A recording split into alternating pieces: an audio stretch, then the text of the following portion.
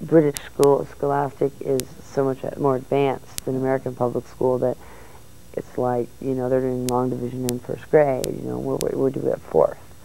So by 7th grade you're doing algebra. So, you know, when I got back here, I skipped 3 grades. Before stardom struck, Love worked as everything from a phone sales operator to a stripper in Alaska. She also started getting into bands, including one called Sugar Babylon, which also featured Kat Yellen, later of Babes in Toyland, and Jennifer Finch, now with L7. She also spent a year in an early incarnation of Faith No More. Was punk any kind of rebellion for you? No, because the punk thing for me was more my geography. I was a total bunnyman, psychedelic furs, you know, later Smith freak, and obviously I went to Liverpool, but you know, I lived on the West Coast, so that was my pool to pull from. And the guy from Pavement came up to me, he's like, "You're so brave." I'm like, "Why?" He's like, "To cover a Bunnyman song." He's like, "I wouldn't have the nerve." You know, and nobody like admits like the Bunnymen were like the greatest band. You know, so I got exposed, you know, I like Social Distortion because they were melodic, but I like Cheap Trick better. The punk rock, you know, like in my marriage, the compatibility, like at one point we were listening to K-Rock, and they were having one of their great like flashback weekends, and Kurt was like, and I was singing every word to like The Killing Moon, and Kurt was like, "Man, this music you used to like, it's so romantic," you know? I was like, "Yeah, okay." That's sweet. But I did like Flipper. Like, we had very common ground with Flipper. But I mean, Black Flag, none of that. It wasn't me, and I'll be the first to admit it. Not many people will anymore. I mean.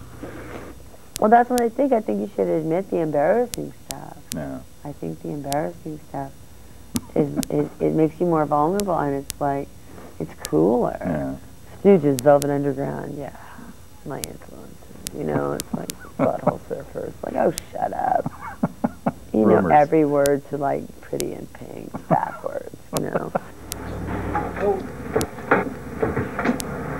You guys still fighting yet? He's real depressed. Yeah. Jimmy's real depressed too. How did you come to be involved in Sid and Nancy? Well, me and my friend Jennifer, we were punk rock extras, and as a profession, or yeah, that's what we did, like, you know, for a living. And you know, even like in the Gen X book, down to like the infamous Quincy Chips episode, me and Finch were in the Quincy. We were in the Quincy episode. You know, I mean that you couldn't get any more Gen X than that. So we would like get these like big like mohair, you know, like their idea of funk with these big funny fake mohawks and stuff, and that's how I met Pat Smear, and I thought it was fascinating because I got to like see movies being made, you know, being from Oregon, whatever, in New Zealand, and so they had advertised. Actually, Alex Cox had advertised in Maximum Rock and Roll and Flipside. And it was an open call, and I just went, and you know, and there was a scene. The scene you were supposed to try. You had the girl. Nancy had a Harrods bag, and she goes, "Oh my God, I look like Stevie Nicks in the mirror," and I could really relate to that line. So I did what rather well. And then on my callback, I had a callback, and then I brained Alex with a picture. I brained him over the head, and he kind of liked that. And well, you know, I made the short list, and thank God I didn't get that part. I mean, I wouldn't have been able to have a band. Yeah, probably your be life would have dead. taken a different direction, obviously. I mean, I would have been the world's biggest loser, worse than I am. I mean, I would never have been able to have a band. And, you know, then after that, I did that one the terrible movie. And how terrible was it? Well, it was director Alex Cox's post-punk catastrophe Straight to Hell, which Love was featured with former Clash singer Joe Strummer, Elvis Costello, the Pogues, Grace Jones, and, why not, Dennis Hopper.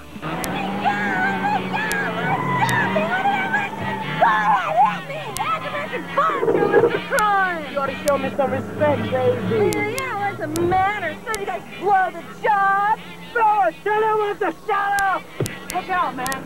I ended up making because of Joe Strummer on that movie, and I never liked The Clash. I never liked The Clash at all. It's totally not, like, it was a boy thing. to me, you know. But I really, I mean, I lived in his basement. I quite liked him, and he was real protective of me. And of all the people around me, he was the only one that was like, I'm going to Minneapolis to start a garage band with my friend. And everyone was like, how could you do that? You know, you're with Triad, you know. Yeah. It was horrible. I mean, I was getting sent up for things like Casual Sex, that movie that I've been writing. It was an awful, awful 3-4 month period. And I just got fatter and fatter and more miserable. And it was like, the goal, I guess, the objective was to be famous for the sake of being famous. Yeah.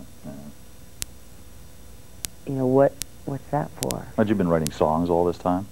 I'd been writing lyrics.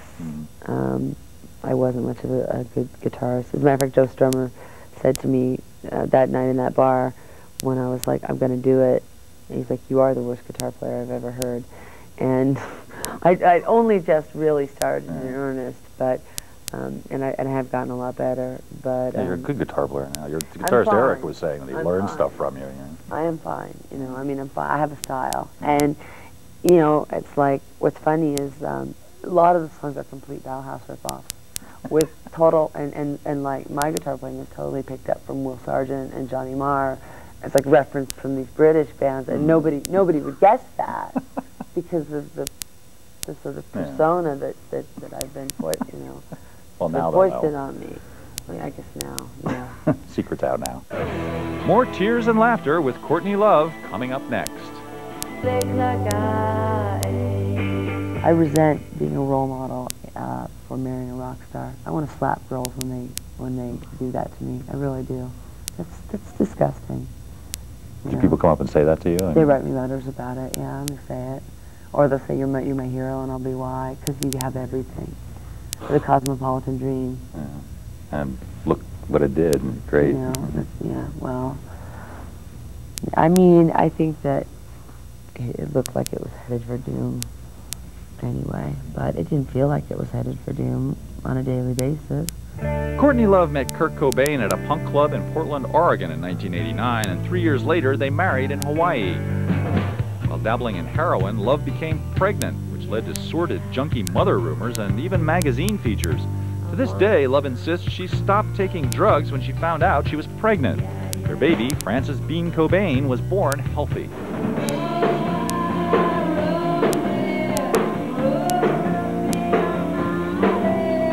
A year later, Hole wrapped up its second album, Live Through This, just as Nirvana's third studio album, In Utero, was beginning to climb the charts. In February of 1994, Nirvana mounted a European tour, but didn't get far before Cobain OD'd on alcohol and pills in Rome one night and went into a coma. Courtney rushed to the hospital and then flew home with her troubled husband. The whole album was finally ready for release, and Love was in Los Angeles for it when Cobain killed himself with a shotgun in the couple's Seattle home. At a memorial vigil a few days later, Love, clearly emotionally devastated, read the assembled fans parts of the suicide note he left behind. I still can't get out the frustration, the guilt, and the empathy I have for everybody. There's good in all of us, and I simply love people too much. So why didn't you just stay? Then came Kristen Pfaff's heroin overdose. If ever there was any glamour in taking drugs, it was wearing very thin. Everyone has read William Burroughs, and there's a part in the movie of Naked Lunch where they ask... Which I wouldn't go see because of my insect phobia. Well, no, you wouldn't like that movie. But there's a part in there where they say to him, well, what's the connection between writing and drugs? And the implication is that it's very close there. And I think a lot of people probably over the years may have been convinced that heroin is a very romantic drug because of Burroughs' work, which is brilliant. But I wonder how many people were steered down the wrong. What do you think about all that stuff now? I think that it's really, really, really wrong to romanticize it. I think that part of romanticizing it is even discussing it. But it needs to be discussed. And I think that I'm an icon for it. I get the feeling. I always read accounts of my wastedness. And you know, I get drunk sometimes. The other night, and it's a 9-inch, I was like drunk off my ass. But heroin, you know, that's not something that I do anymore. And I don't know. It's so chic and cool you know, and everybody approaches it from this very narcissistic approach. I'm the one that can beat it. 6 million junkies are wrong. I'm the one that can do it. It's like, you know, when I grew up, my parents' friends did acid and pot. They didn't die. I have 9, 10 dead friends, not including dead lovers and dead husbands and dead band members. I've been locked inside your heart-shaped box. I don't think Kurt wants to be standing in a bardo at the gate as the patron saint of drugs. Beautiful losers. Beautiful losers, suicide, and heroin. I don't think Kurt wants to be there.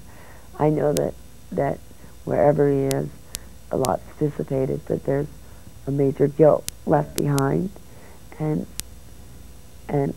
he's got to have his dignity restored and his true self. And he could be a real grumpy bastard. That was part of his power. You know, without saying a word, he could make the whole room feel like, you know. And he also had an intense narcissism, like, you're coming to me. But he also didn't have one atom of rock star ego, and he needed it. He didn't give himself enough credit. I mean, he knew he was the shit. At the same time, he didn't give himself. I mean, he prayed every night. He taught our daughter how to pray. One thing that, when I would, you know, verbally we would pray out loud, is for him to love himself. Yeah. Why couldn't he, do you suppose? Maybe he was terminally pouting. I don't know. You know, I don't know. I don't know. I don't know.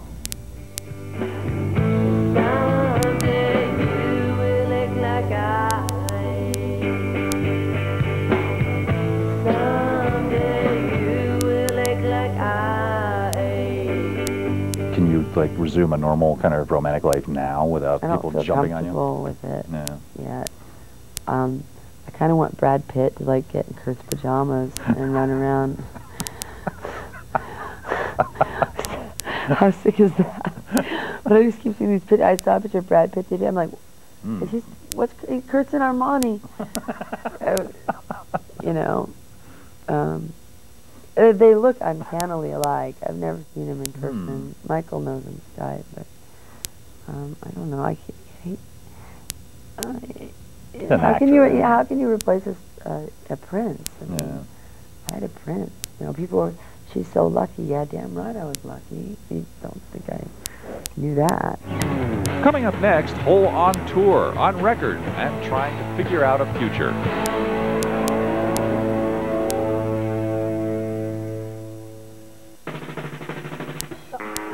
This is called bass fishing on Loch West in Occidental, California. Woohoo!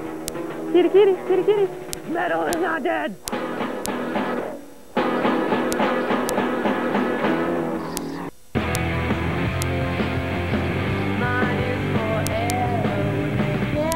I just think Courtney Love is a wicked singer, and her whole group is just, they just stand for themselves, and they're really good.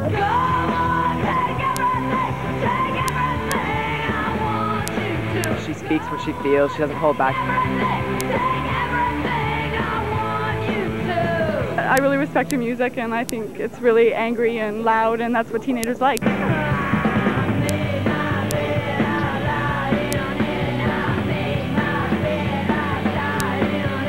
Over the past year, Courtney Love and Hole have become stars on the strength of the band's beautifully executed second album, Live Through This, and Love's wild stage presence and tattered baby doll image, pretty much summed up in the album's cover photo. What I want to capture is the look on a woman's face as she's being crowned, the sort of ecstatic blue eyeliner running kind of, I won! I have hemorrhoid cream under my eyes and adhesive tape on my butt, and I had to scratch and claw but I won Miss Congeniality, and that's the essence of sickness in this culture that I'd like to capture.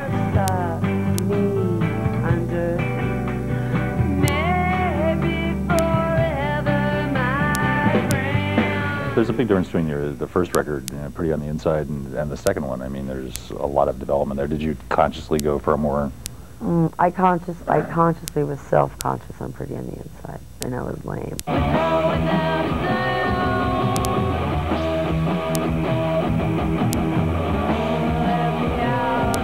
was competing with my few peers at the time, the people that were really into Sonic Youth and Pussy Galore and Richard Kern, and I felt intimidated by that.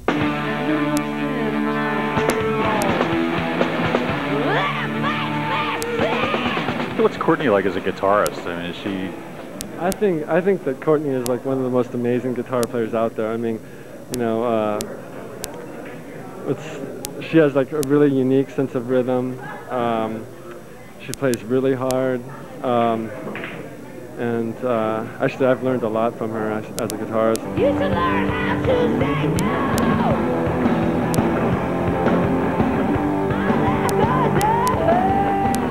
I never found a boy that I could play with before. I don't feel comfortable playing with boys. What's that? Other than Eric, and I don't sit down with Eric and play. I don't know. I just don't like boys that way.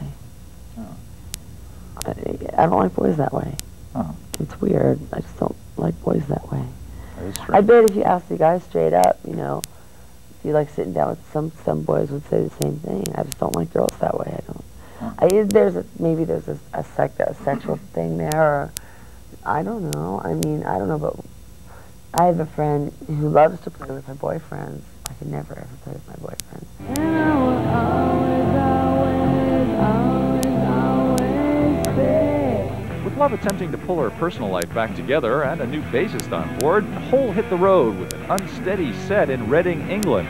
It was kind of a disaster, but the band improved rapidly. You feel the band getting like tighter as each date goes along? Oh yeah. Like the first show was just, you know, sloppy mess. The second show, sloppier mess. Then all of a sudden the third show, you know, everything came together. With her music career in high gear and having just masterminded the soundtrack for the new movie Tank Girl, Love is also getting back into acting with a part in an upcoming Keanu Reeves film. Now I'm in this dumb movie, Feelin', Minnesota. It's not dumb. I'm going to say dumb movie. It's only dumb because the title comes from a Soundgarden song, and there's no G on the end of Feelin'. Oh. I'm Like Feelin' Groovy. Right. I'm hoping it's a working title. Otherwise, I'm purposely going to turn it into The Trip. Keanu has a lot of sex in this movie with everybody. We like that. She continues refining her music, too, most recently during a taping for MTV Unplugged.